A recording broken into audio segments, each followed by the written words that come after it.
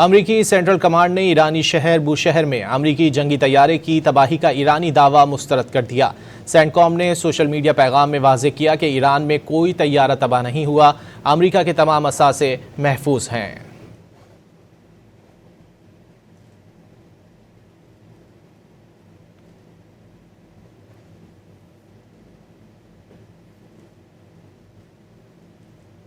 अमरीकी central command ने ईरानी शहर बुशहर में अमरीकी जंगी तैयारे की तबाही का ईरानी दावा मुस्तरद कर दिया। सेंटकॉम ने सोशल मीडिया पैगाम में वाज़ेह किया कि ईरान में कोई तैयारा तबाह नहीं हुआ, अमरीका के तमाम असासे महफूज हैं। अमरीकी सेंट्रल कमांड ने ईरानी शहर बुशहर में अमरीकी जंगी तैयारे की तबाही का ईरानी दावा मुस्तरद कर दिया। सेंटकॉम ने सोशल मीडिया पैगाम में वाज़ेह किया कि ईरान में कोई तैयारा तबाह नहीं हुआ, अमरीका के तमाम असासे महफूज हैं। अमरीकी सेंट्रल कमांड ने ईरानी शहर बुशहर में अमरीकी जंगी तैयारे की तबाही का ईरानी दावा मुस्तरद कर दिया।